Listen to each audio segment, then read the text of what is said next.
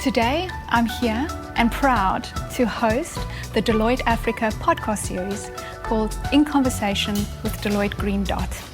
Today, we will be navigating the challenges within the business sector in embedding sustainability in everything that we do. And how do businesses embrace this given their other conflicting priorities? I will be joined today by two guest speakers who will be exploring how we approach these different perspectives, both from an investor perspective as well as from an NGO perspective, as we look forward to Earthshot here in Cape Town this week. I am incredibly pleased to be joined by two colleagues with us today. Firstly, I would like to introduce Adirupa Sengupta, CEO of Common Purpose. She has a passion for leadership development, especially within the youth, and is a firm believer that cross-boundary leadership is there for the common good. Welcome to Cape Town. I know it is a rainy day. I hope it's a bit like London. So you're feeling very much at home. Very much at home. Could you introduce yourself and just tell us a little bit about the work that you're doing? Sure. Thank you so much, Ashley. And a huge thank you to Deloitte for inviting me to this podcast. Very excited to be here for the Earthshot Week, and I know you all are supporting that too, so thank you very much for that. So I'm Adi Sengupta. I'm the Group CEO for Common Purpose. So we're a global, international, not-for-profit.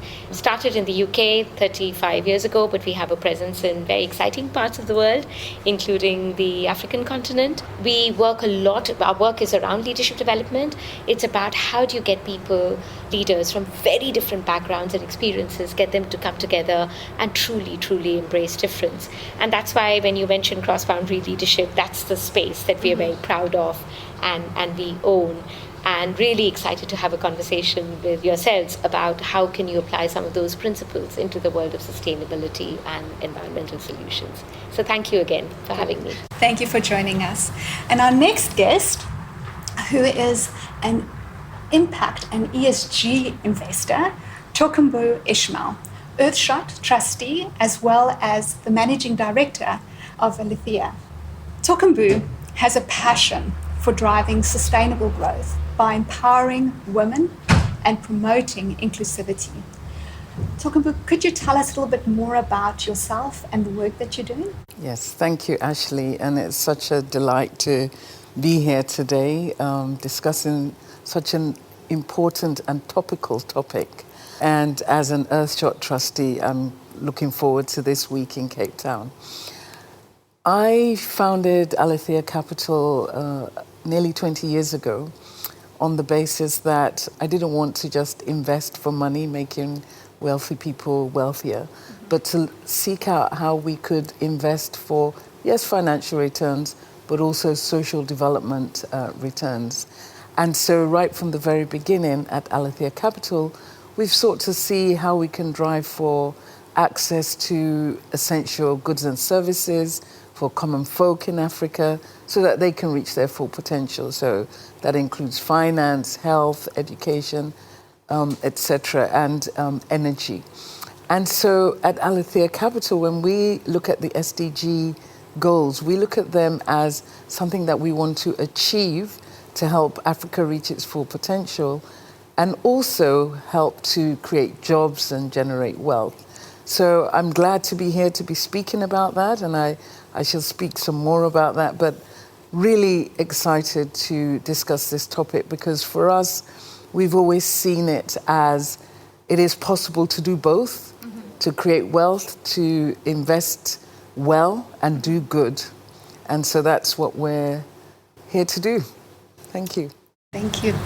Well, I mean, as we said, that it is Earthshot Week. It's about to kick off. And we definitely see how Earthshot brings together the ability of the private sector, creating a movement and really looking at investing in innovative ideas and solutions that will help accelerate and drive a strong focus on sustainability initiatives. Absolutely. Could you share your thoughts in terms of what you're looking forward to in seeing this week? Oh, I mean, there's so much. And this is the fourth award season with the Earthshot Prize. And I always say the prize which is £1 million for each of the 5 winners, is just the tip of the iceberg, because really we're looking at how we catalyze innovation, how we support those innovations to scale, how we develop the leaders, the entrepreneurs that are working on these innovations. And it really excites me and gives me confidence for the future when we see the volume of applicants that come in to apply, because you see the winners at the end, but there's so many that are working across the globe, and particularly here in Africa. I'm excited with the African youth leaders that we've brought together, the African winners that are part of the prize, that are not just doing this in the sense of, how can we have innovations, but are really improving lives and livelihoods. And that's really important for us here in Africa. So when you ask me, what am I most excited about? Well, I'm so excited that it's here finally on the continent, because it moves around the world, but also to showcase, ordinary innovation, complex innovation that is indeed addressing the climate actions that we need to address and the climate change, but really improving lives and livelihoods. And on the continent is where we see a lot of the damage and the ravaging to people's lives. And we talk about the extreme weather conditions, how that impacts on farmers. And the agricultural sector on the continent is the largest employer. So it really has broad implications and devastation. So we really need to take actions fast. And within that, women are the ones who suffer most from these climate issues. And so, as you said, I'm passionate about women empowerment through finance and the ability to create jobs and wealth. And I really am passionate about inclusivity and addressing those intractable challenges on the continent. Health is a huge aspect of what climate change is doing on the continent, and how we can address health challenges through some of these innovations, and really inclusivity. So it's a shared prosperity story. It's a climate change story. It's just exciting for us at the moment. Thank you for sharing that. These sound like African solutions, Yes. developed, thought up, created by Africans to address African issues as part of our transition on the continent. That's exactly true. And I'll just say one more point, that with the Earthshot platform, because we are convening innovations globally, there's also the opportunity to share knowledge, to learn.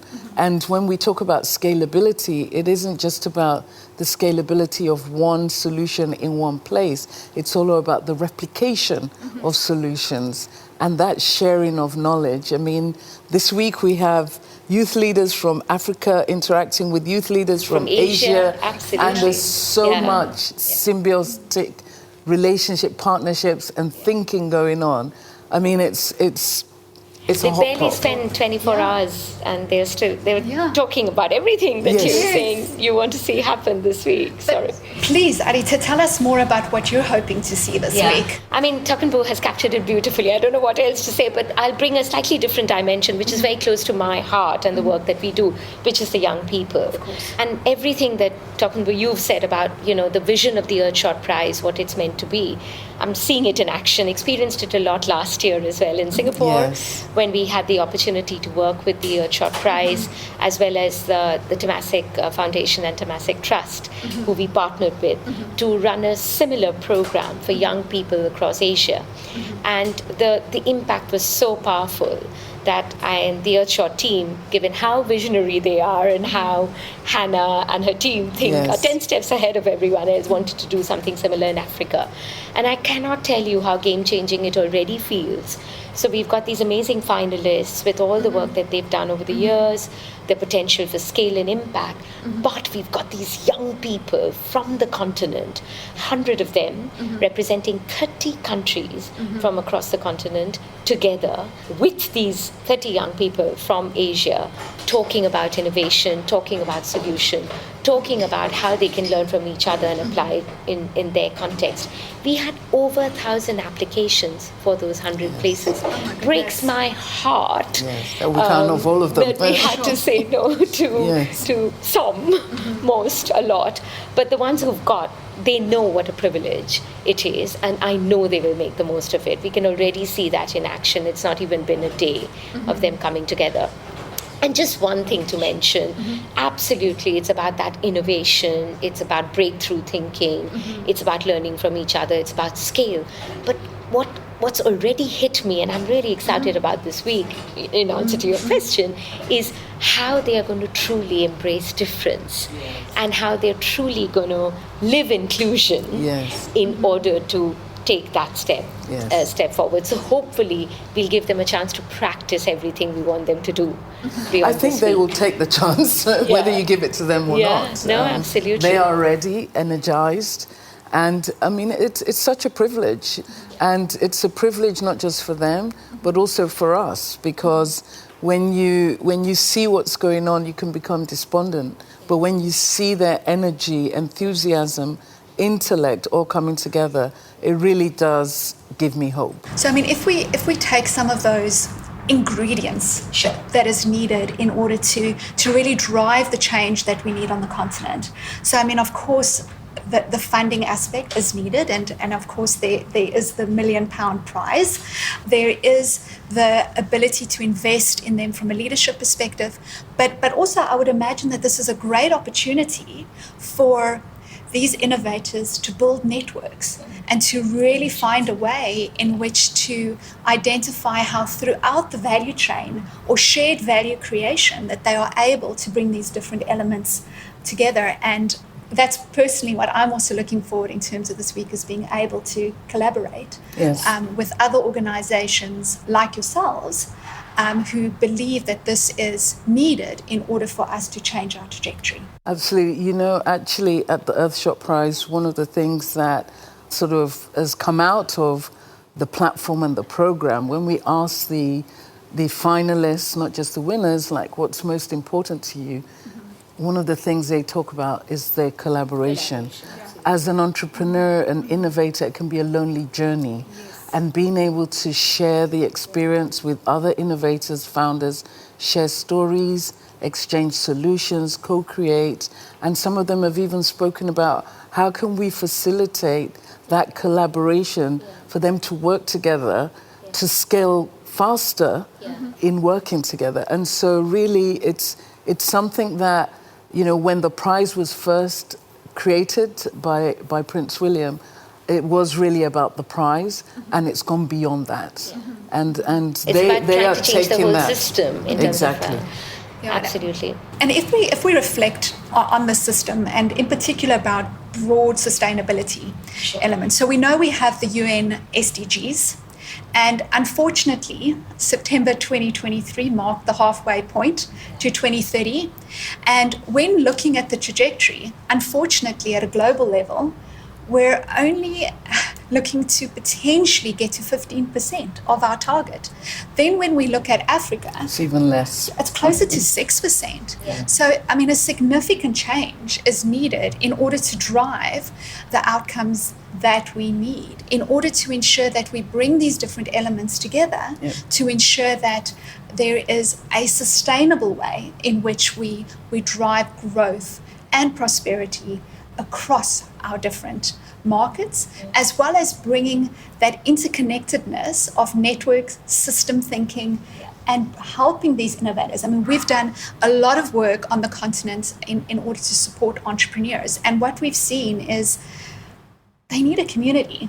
And I think the Earthshot Prize, as well as the different work that's being done by the different partners, really creates an opportunity and a platform in order to accelerate these different elements. Absolutely, Absolutely. And I think, as Tokunbo said, that realization that it can be quite a lonely experience, and therefore the need to kind of reach out and make the connections. But, you know, I find this not just in the context of the Earthshot community, Tokunbo, but because we work with a lot of other sort of, you know, cohorts who are trying to make an impact or change in sustainability environment. And this thing about it being a lonely place sometimes, and that need for accelerated collaboration. I mean, we talk about how can leaders lead in their own space and also lead with others who may not be their natural collaborators, but to start to think differently. It's hard. It's easier said than done. And we know there are challenges, but that seems to be the big, the real game-changing way of looking at it. But also coming back to your point about the achievement so far, I mean, it really, when you look at it from a top-down perspective, you can be overwhelmed in thinking, how are we going to get there? But we really need to think about both the top-down and the bottom-up. And in Africa in particular, small businesses are the engine of growth. And this is where we're seeing a lot of the innovations. And it's about how can we help them scale for that engine of growth impact to be, 10x, 20x, 50x, whatever it needs to be.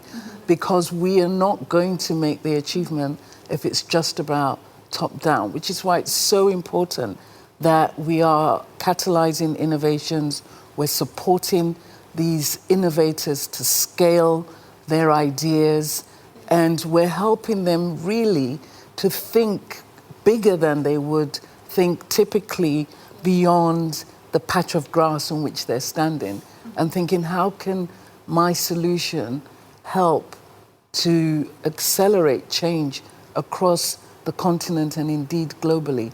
But we must help them through funding and support. The Earthshot Prize also has a fellowship, and myself as an investor, when we go into these businesses, we don't think about just the money we're bringing. We're thinking about the mentoring, the access to networks, the access to talent that will enable them to grow quickly and scale and have that impact that we're talking about.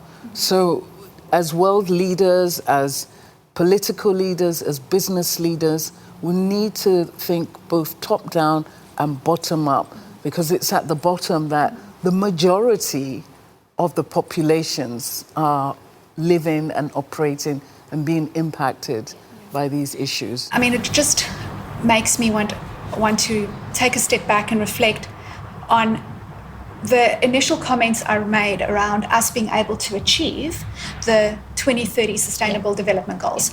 And what I'm hearing us saying is that we need everyone to be part of this change. And by everyone, that includes the private sector.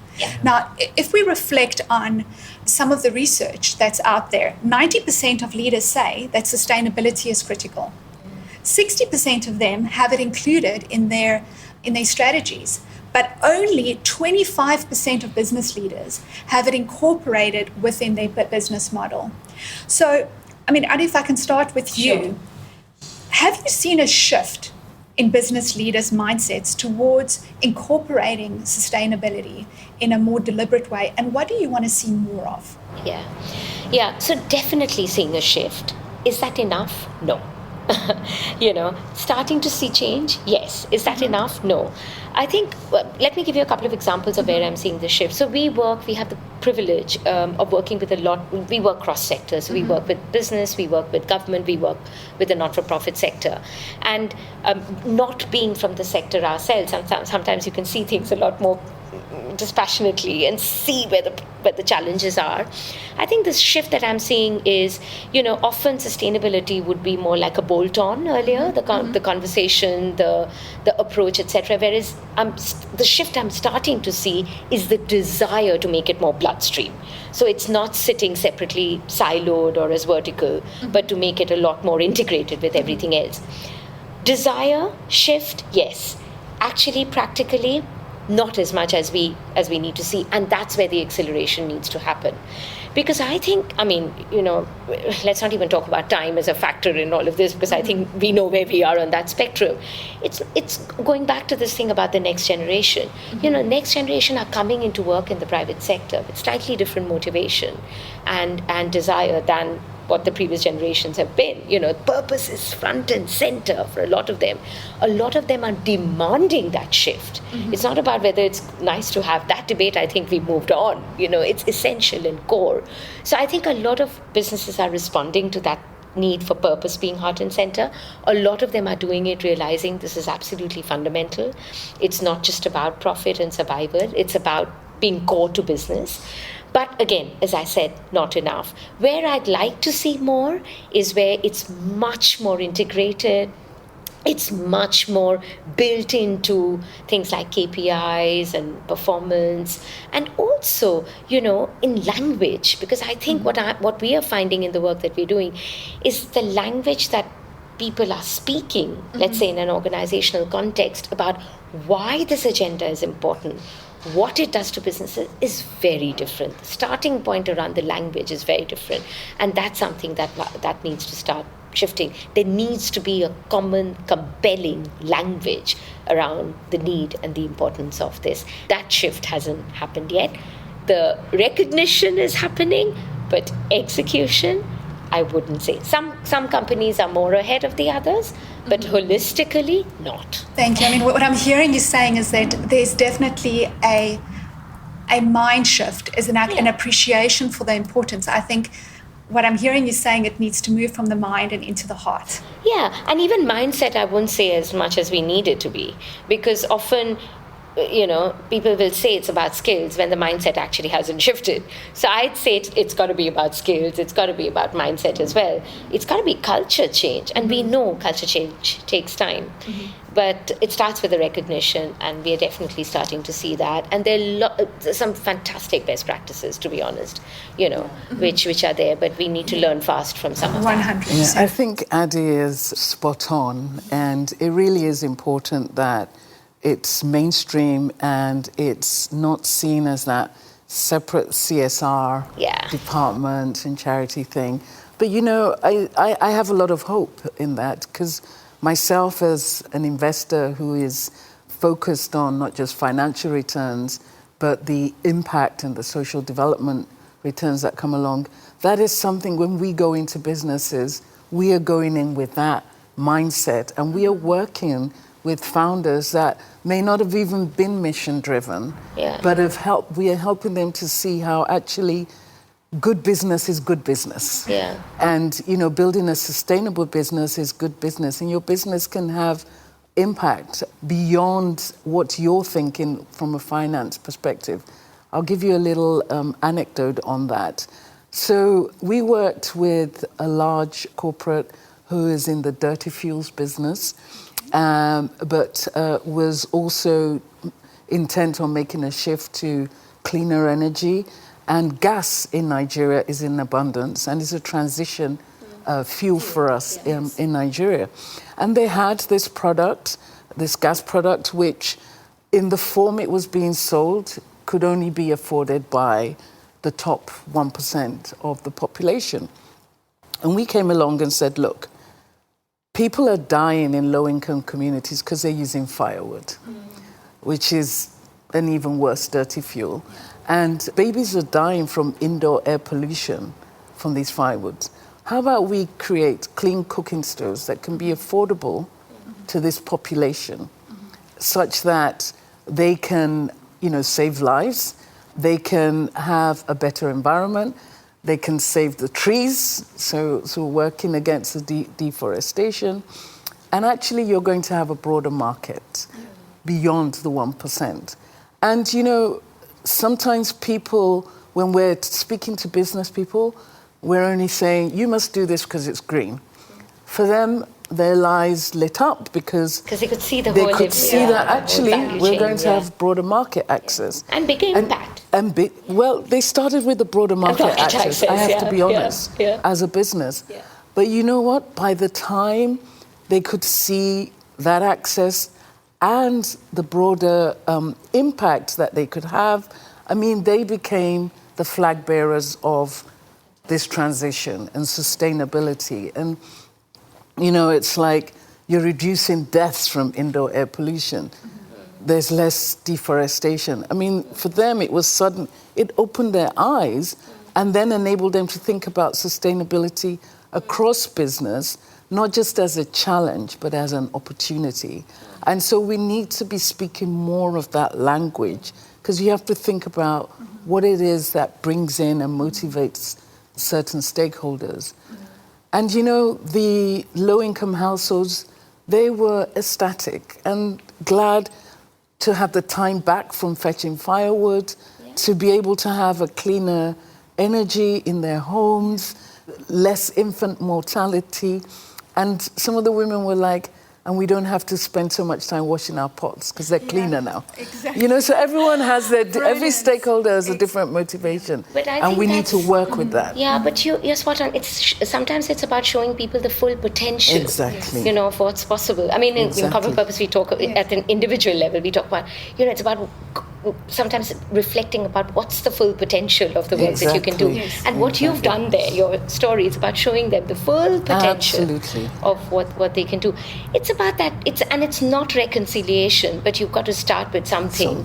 You know, it's that, how do you reconcile what is inherently profitable? Yes. Enterprise, but also you've got purpose. Exactly. Somewhere very strongly built in to that. And what I'm hearing is that there is a real opportunity to drive purpose initiatives and purpose solutions that increases profitability as well as brand recognition and reputation. Absolutely. Which is absolutely critical for any organization. I mean, at the end of the day, businesses exist to serve society.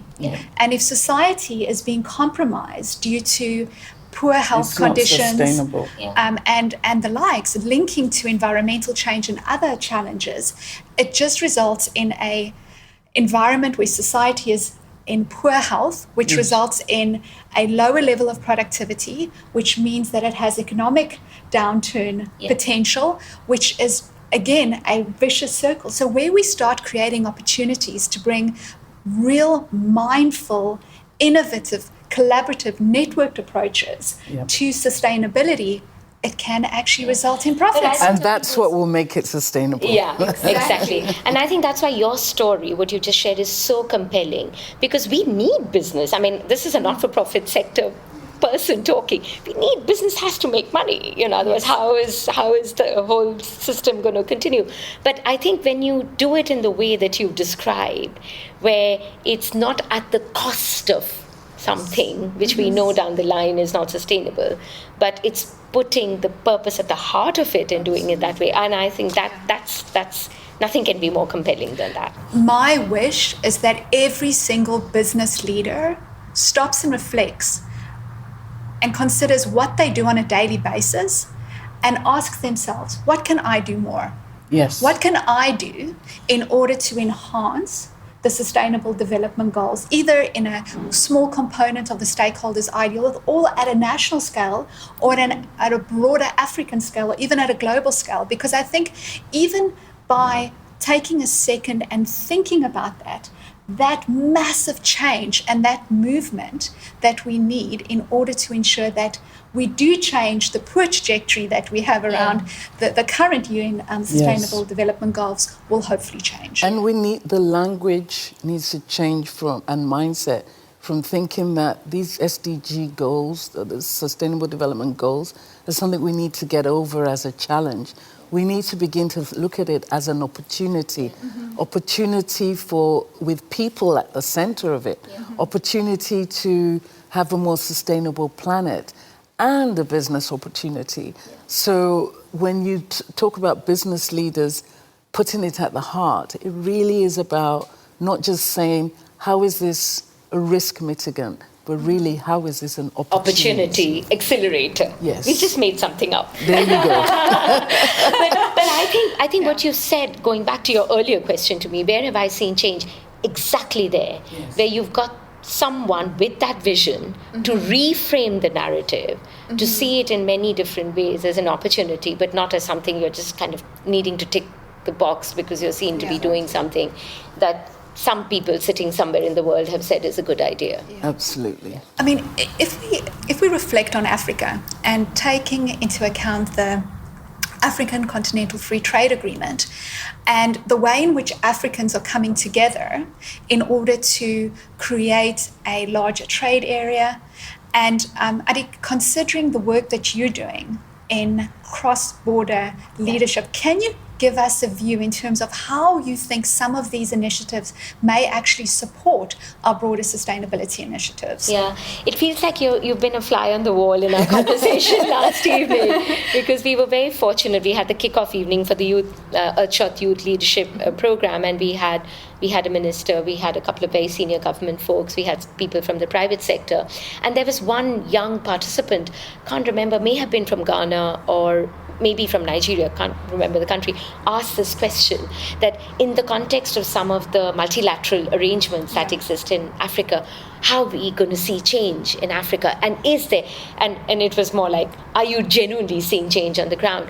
And I think, again, I must caveat my response, because I feel I have the benefit of kind of not being from the continent in terms of my identity, but being very passionate about it and wanting to do everything to help everything that's happening in the continent. And what I picked up, which I think is in response to your question about cross-boundary leadership, which makes it hard. I think it's fair for us to sit here and say people need to cross boundaries, truly engage difference. That's where we'll see difference. It's hard to do, because often it's about giving up something that you fundamentally believe in and is the reason for your existence, and embrace something. And there has to be trust, and there has to be, it's a long game. And I think one of the things I think is a challenge there, but it's happening, is can Africa speak with one voice? And I'm sure you're hearing that and thinking, did you have to say that? Because and I think that, and there were lots of nods in the room amongst young people, because I think there's a recognition for Africa to be able to speak with one voice. It needs people to be able to cross boundaries, truly engage with difference, put inclusion at the heart of it. And sometimes that's hard, because it's about giving up something in order to embrace that bigger agenda. And I'm sure some of that is happening, but it's probably not happening at the scale and at the level we need it to happen in order to see that change that you're talking in the context of the continent. But again, I'm sure everything that we're doing this week will be more than one step in that direction. I mean, it's a huge leap in that direction. There are 54 countries, depending on what side of the political spectrum you sit, in the continent, which means a lot of languages, a lot of regulation, not all common. And so crossing borders, I mean, something simple as a Nigerian come to South Africa, getting a visa is an issue, right? For many, yes. We've had some people who can't come, right? And even going between countries, sometimes it's 5 planes as opposed to the direct flight that it needs to be. And these are, seem like genuine barriers. They seem simple, but they're huge. Yeah. And so before you can even begin to collaborate, you have to leap over that. The good thing is that technology, digital connectivity is helping in some of those areas where you can have the, obviously, movement of ideas, movement of money, and you can have conversations happening. So that's great.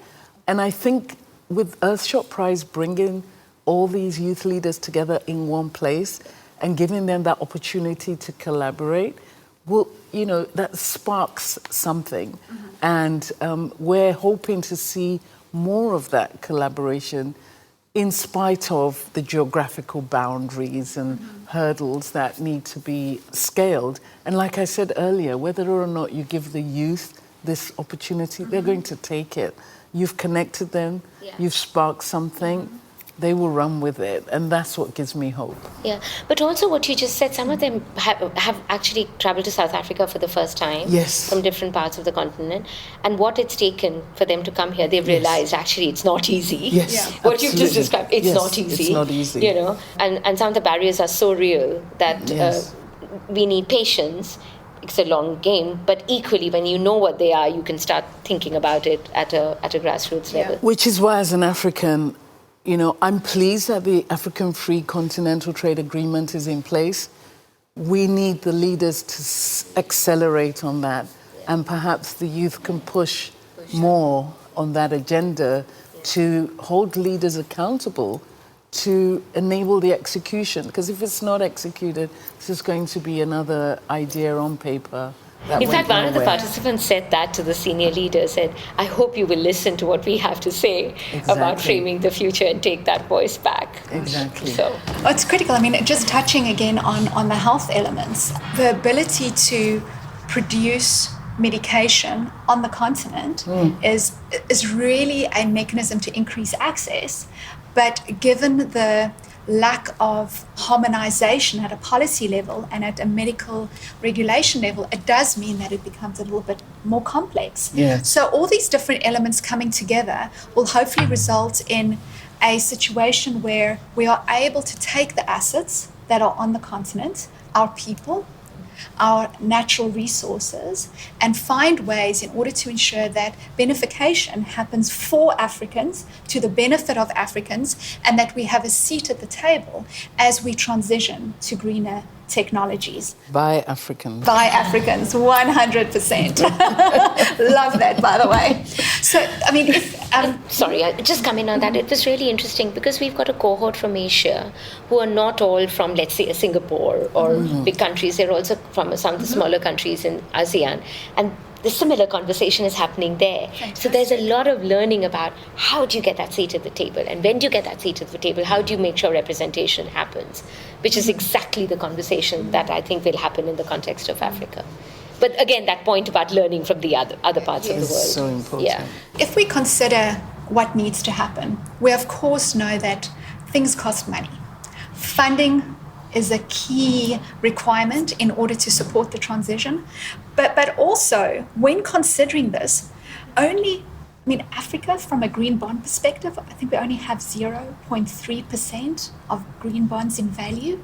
Considering all these natural resources, Tukumu, can you share with us your thinking in terms of what are investors, finance houses looking forward to, and what are the themes and aspects that are important for the private sector to consider as they position themselves to get access to some of this funding and having that seat at the table? Gosh, how long have we got?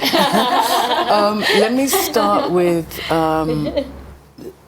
the investor side. So I have a lot of hope. There are a good number of initiatives that I'm involved in where actually you will see more green bonds come to the market, and even gender bonds on the African continent, like true gender bonds. We won't go into pink washing. I'm wearing pink. We won't go into pink washing nor green washing, but there's some initiatives I'm involved in that you will see the scale of that improve. And for me, that's critical, because being able to convene the capital markets and mainstream the financing of these challenges is crucial for the scaling up. So that's definitely happening. So I'm very excited about that. A challenge that I see, a lot of the initiation and activity starts from the West, from the global North. We need to engage more as a global South in the co-solutioning and in the financing. We need to see more of the domestic capital flowing towards these solutions.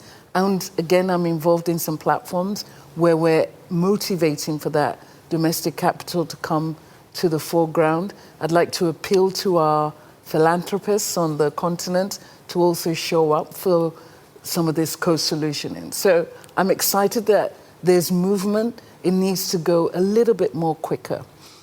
On the private side, in terms of businesses that are looking for this funding, there's an abundance of ideas and innovations that come through.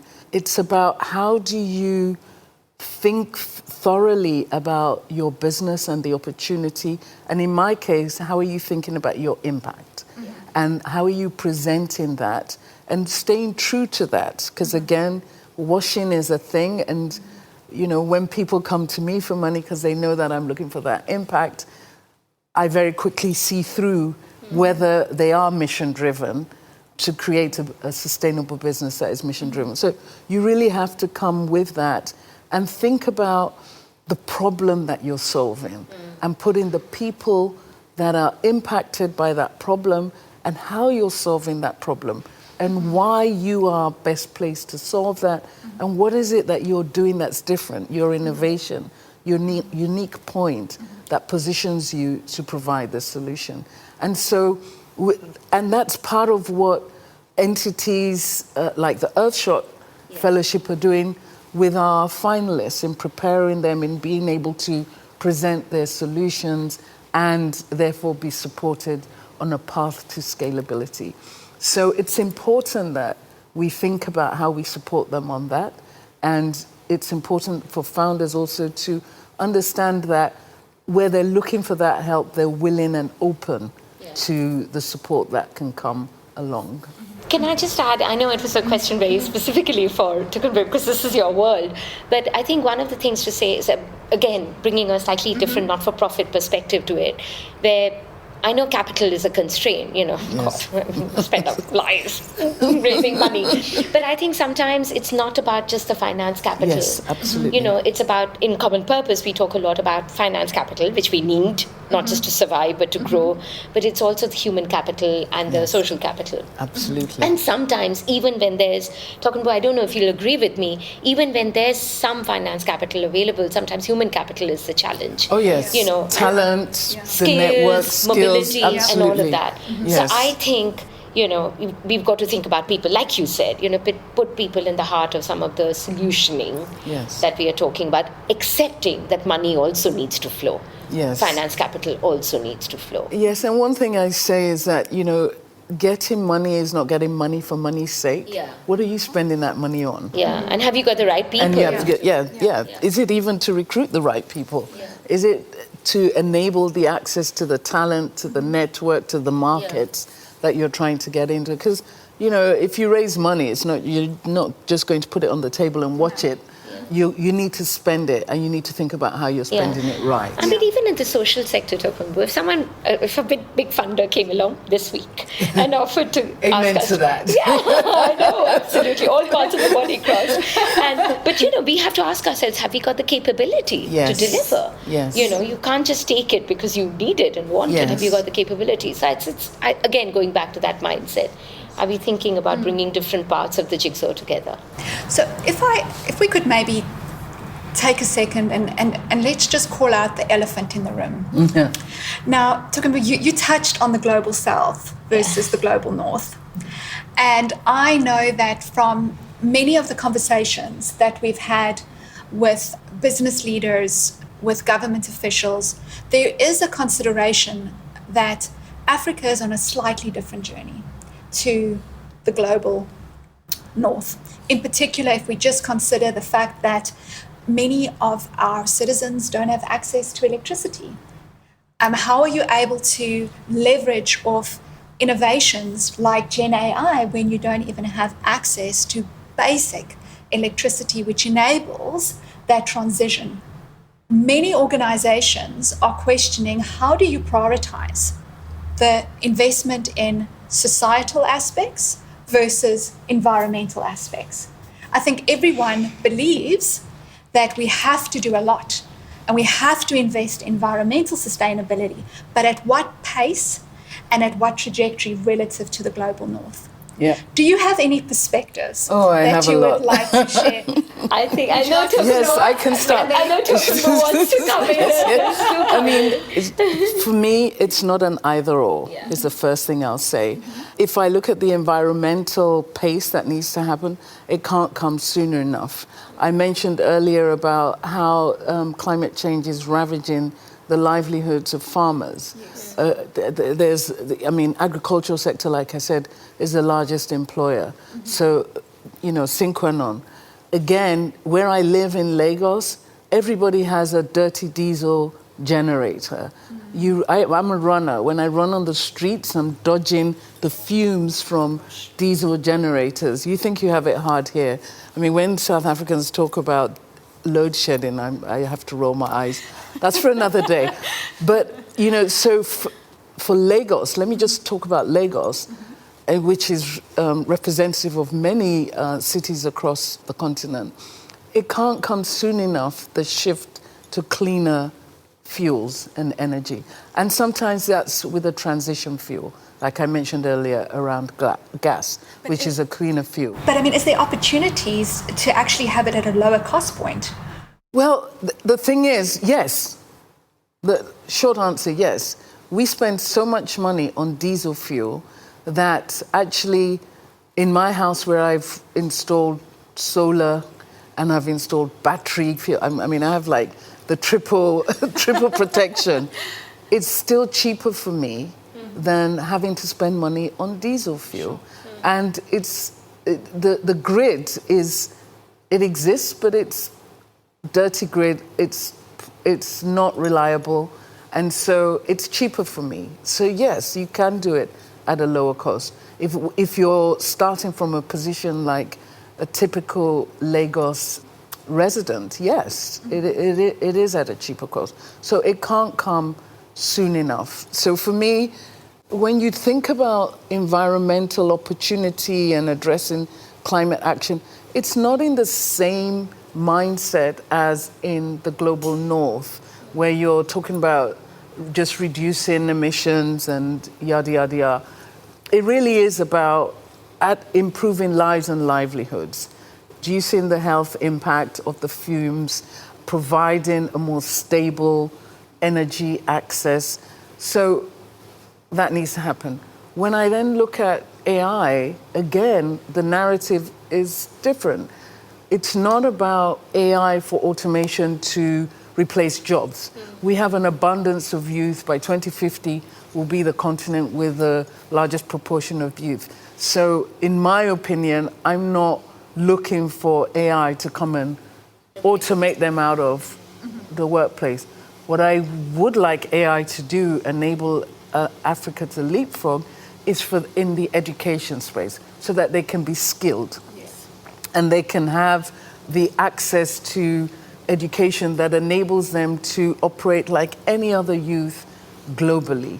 So, and again, in the health space, how can AI play a role in the quick identification of health challenges and quick solutioning and quick analysis of the different types of genotypes that we have on the continent, and bringing in the African data into the AI large language models, that should not be sacrificed. So for me, it's not an either or, but it's a different kind of journey, like you mentioned, and a different kind of motivation. On the environmental side, it's about improving lives and livelihoods.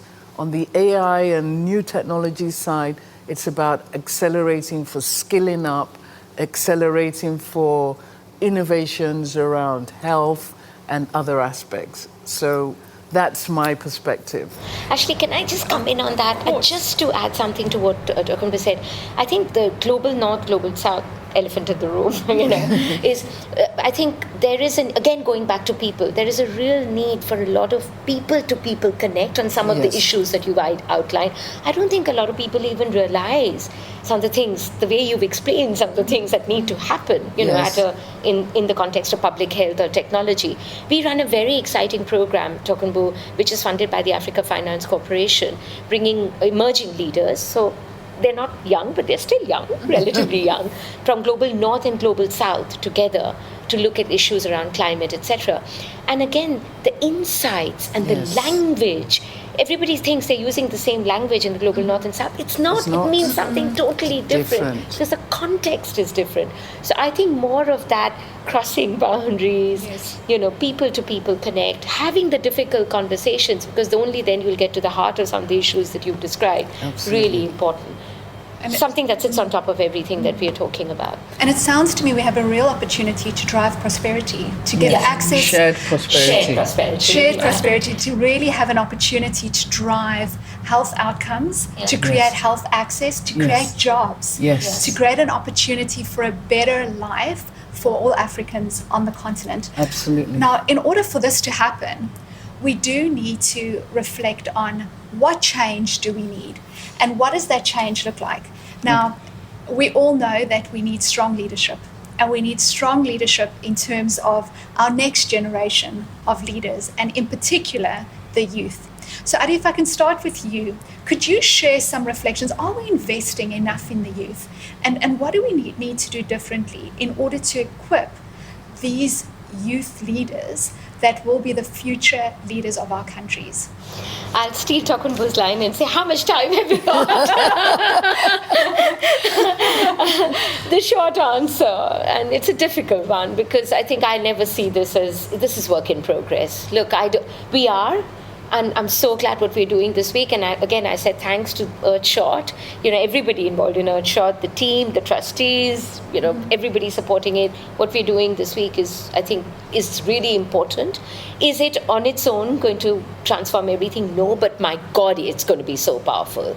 And I think giving people opportunities, giving young people opportunities more, and staying close to them, finding ways of staying close to them, so that some of the support that you talked about, that you're giving to some of the fellows, etc., we can do more to some of the young people. And also showing them and giving them opportunity to see how it's done in other parts of the world, so that they can bring the ideas. So more of what we're trying to do, where it is absolutely about Africa and the continent, because the context is so important, but also simultaneously giving them an opportunity to learn from other parts of the world, to see where they can make a contribution, but they can also learn and bring back more. So the answer is we are, but we need to do more of, because otherwise we won't get the scalable solutions that we talked about right at the start, which is what the world needs. Absolutely. Do you have any reflections on that? Adi is completely right. And, as an investor in the continent, and in that role for my day job, and in the role as a trustee of the Earthshot Prize, I couldn't be prouder of what the Earthshot Prize and the platform is doing this week in Africa. Because for me, it was important that the Earthshot platform didn't just come as a butterfly, land and leave, light up Cape Town and by extension the rest of Africa, and then flutter off somewhere else. But they also needed to be a bee that was depositing something to enable growth. And so for me, I'm so proud of the Earthshot Prize and the platform for what it's doing in terms of catalyzing innovations, connecting local and global innovations, and also leaving legacy. There are legacy initiatives that are taking off as a result of Earthshot Prize's presence in Africa this week, which enables an investor like me to then also come along and build on these legacy initiatives and find the talent and the exciting innovations that we can invest in and scale, and ultimately address the challenges of this continent and make it possible for ordinary folk in Africa, Africans and Africa, to reach its full potential. Yeah. Just want to add one thing to what you said, because what you said is so powerful, because sometimes global feels too big, isn't it? Yes. But what you just said, I think that local to local, yes, that is so powerful, because that's where reality, hits life. Yes. Because it's local somewhere, it's local somewhere, it's local to local. It may be local to local, connecting to very different parts of the world, but that's where it becomes really powerful.